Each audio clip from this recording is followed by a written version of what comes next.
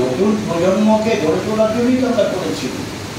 নতুন প্রজন্ম না আসলে আমাদের মতো বৃদ্ধ লোকেরা কাজ করবে তো হয় না। তাই নতুন প্রজন্ম সামনে এগিয়ে আসছে এবং সব জেলাতেই নতুন প্রজন্ম নেমেছে, সব জেলাতেই নতুন প্রজন্ম ধান ছড়াচ্ছে এবং কাজ করছে। নতুন প্রজন্মের প্রার্থী তো অনেকগুলো হয়েছে। আমি জানি না সব থেকে কম বয়সী প্রার্থী কে হবে, আমি জানি না। আমার মনে হচ্ছে দীক্ষিতা হয়তো হতে পারে। হ্যাঁ, না না, সায়ন ব্যানার্জি থেকে কম বয়স। সায়ন ব্যানার্জি তো লটা করতে হয়েছে 3 বছর, আর ও একদম বাচ্চা বয়সে তো জেনে তো গেছে, একদম বাচ্চা বয়সে।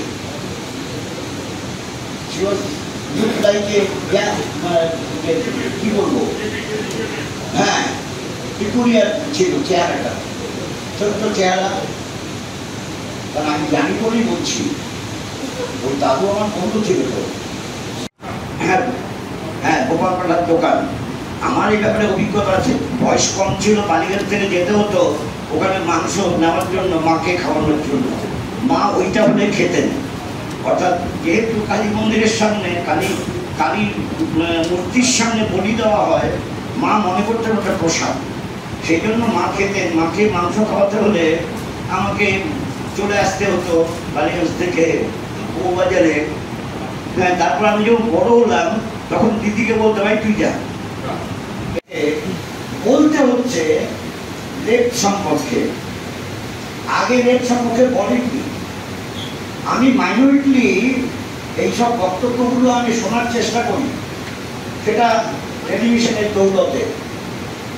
কোনো কোনো টেলিভিশন আছে পুরো বক্তব্য শোনায়, কোনো কোনো মানে চ্যানেল আছে পুরো বক্তব্য শোনায়, ফলে সুবিধা হয়ে যায়। কাজে কখনো বলেনি, আজকে বলেছেন, তাই তো উল্লেখ করেছি আপনাদের সামনে। তার মানে বামেরা কংগ্রেসের সঙ্গে বোঝাপড়ার ভিত্তিতে এখন চোখে দেখার মতো বিষয় হয়েছে। কারণ আগে তো শূন্য ছিল, শূন্য তো দেখা যায় না। শূন্যে বিচরণ করা যায় কিন্তু শূন্য দেখা যায় না। এখন শূন্য নেই, এরকম একটা অবস্থা যেন হচ্ছে, শূন্য নেই।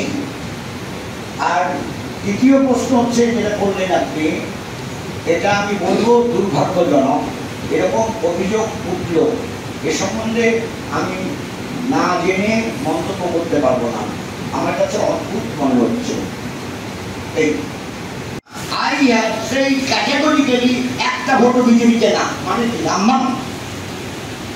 কি মানে এর মানে কি দাঁড়ায়? রামবাম আমি আপনাকে বলেছি যে এর আগেও একটা ছবি চোখে আসছে যে অটল বিহারী বাজপেয়ীর পাশে জ্যোতিবাবু।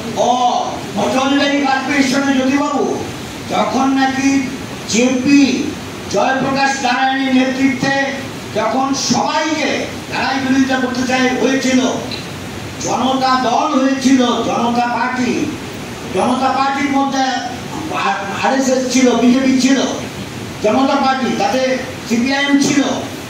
জনতা পার্টির সঙ্গে সিপিআইএম একসঙ্গে তো সরকারের সহযোগিতা করেছে।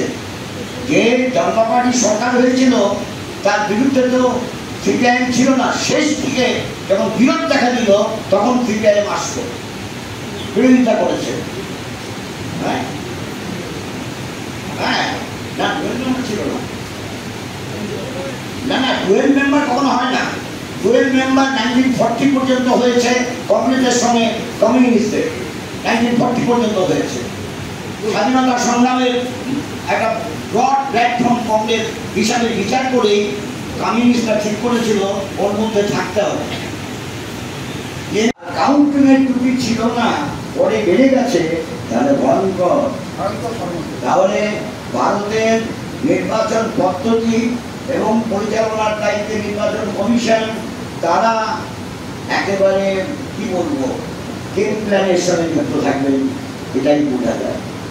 অপেক্ষা করতে যেটা আপনি করেছেন সেটা তো বুঝতে হলে, জানতে হলে আপনাকে কোনো একটা সিটে এলাকায় গিয়ে ঘুরতে হবে। ঘরে বসে সাংবাদিকতা করলে হবে না। আমি জানি না আপনি ঘুরেন কিনা, ঘুরলে পরেই দেখতে পেতেন যে একসময় ধরুন গত পরশু দিনও আমি দমদম কেন্দ্রে সুজন চক্র হিসেবে ঘুরেছি, সেখানেও কংগ্রেস ছিল, তা অনেকটা পথ ঘুরেছি।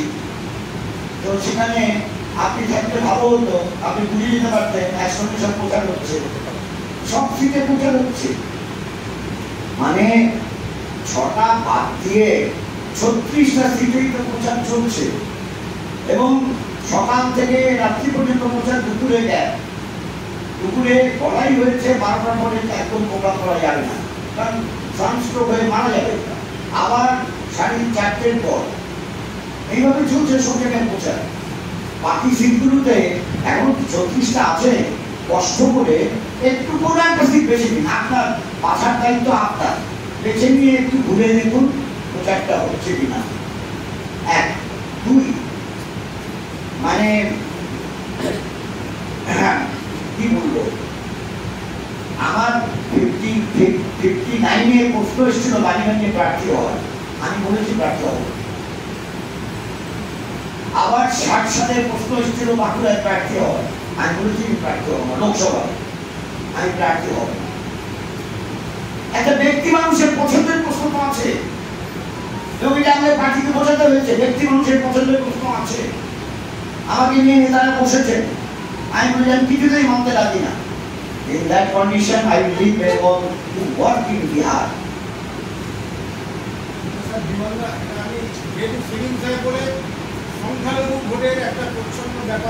না না, সেলিম সাহেব এমপি ছিলেন, সেলিম সাহেব এমএলএ ছিলেন, সেলিম সাহেব মন্ত্রী ছিলেন, সেলিম সাহেব রাজ্যসভায় ছিলেন, সেলিম সাহেব লোকসভায় ছিলেন, সেলিম সাহেব বিধানসভায় ছিলেন। কাজেই এটা তো ওইভাবে প্রশ্নটা আসে না। আর মানে মুর্শিদাবাদ সিট আমরা 2-3 বার বাদ দিয়ে, 2 বার বোধহয়, 2 বার না 3 বার বাদ দিয়ে সব সময় জিতেছি। এই ইতিহাসটা আপনারা জানেন না, ওরা সব সময় আমরা জিতেছি। এমনও একবার হয়েছিল যে আমরা সামান্য ভোটে পিছিয়ে ছিলাম, বোধহয় 900 ভোটে পিছিয়ে ছিলাম, কিন্তু আমরা যখন অন্য একটা কনস্টিটিউশনে ঢুকলাম, অর্থাৎ ফরিদপুরে 38,000 ভোটে আমরা জিতে গেলাম। ফরিদপুরে সবটি মুসলমান মানুষ থাকে নাকি? 83 সালে হয়েছিল। হ্যাঁ 83 সালে হয়েছিল। হ্যাঁ, মাসুদুল হাসান। আমি এটা বলছি এই জন্য, ওনার প্রশ্নের জন্য। ফরিদপুর লোকসভা কেন্দ্রের অন্তর্গত বিধানসভায় সেখানে সবটি মুসলমান মানুষ থাকে নাকি? ওই ফরিদপুরের আপনি যার কথা বললেন অনিল বিশ্বাস তো ফরিদপুরেই ছিল, তো কি মুসলমান বলছেন নাকি? আর অনেকে আছে ফরিদপুরে, অনেক বিশ্বাস আছে ফরিদপুরে, ব্যানার্জি আছে, কুন্ডু আছে।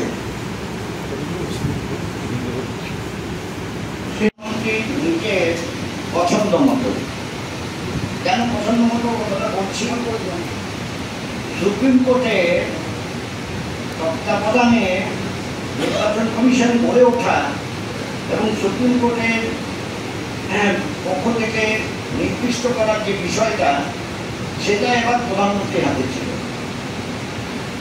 এখন আপনি যে কথাটা বলছেন যে অভিযোগের ভিত্তিতে, অভিযোগটা অনেকদিন হয়ে গেছে। নির্বাচন কমিশন কানে তুলো দিয়ে এবং কলম বন্ধ রেখে কোনো মন্তব্য করেনি। ফলে এবারে নির্বাচন কমিশন কোন পথে চলবে সেটা বোঝা যাবে 4 তারিখের পরে, 4 জুনের পরে। কিন্তু ইতিমধ্যে প্রথম প্রকাশিত percentage of vote in two phase যা বলা হয়েছিল, কিন্তু সেটা 2% বেড়ে গেছে। হয় প্রথম এস্টিমেশনটা ভুল ছিল, আর না হয় অন্য কোনো কায়দায় 2% বেড়েছে। এটা যদি সত্য হয় ভয়ঙ্কর। 6% বেড়েছে। 6% বেড়েছে, 6%, সরি। चाहे चीफ मिनिस्टर और प्राइम मिनिस्टर, उन्होंने भी बेरोजगारी के बारे में एक शब्द उठाता नहीं है। और आम आदमी का जो जीवन चलता है, जैसा जीवन चलता है, उसके बारे में भी कोई आसपास नहीं आता है। इसलिए हम लोग कहते कि लोकसभा में जाकर बंगाल का हाल हकीकत बताने के लिए और आम आदमी का बात उठाने के लिए, बेरोजगारी का बात उठाने के लिए हमारा चाहे लोकसभा में, संसद में ये वाम मोर्चे और कांग्रेस का सहयोग में जो उम्मीदवार खड़ा हुआ है उसको जिताना चाहिए। ये तो हम कहते, हम तो ये कहते, लेकिन उन्होंने कहते नहीं है। क्यों? वो झूठ बात बोलता है। झूठ बात जो बोलता है ना, उनको तो ऐसा चलना पड़ेगा और ऐसा चलता है। चलने दीजिए, आइंदा दिन में देखा जाएगा।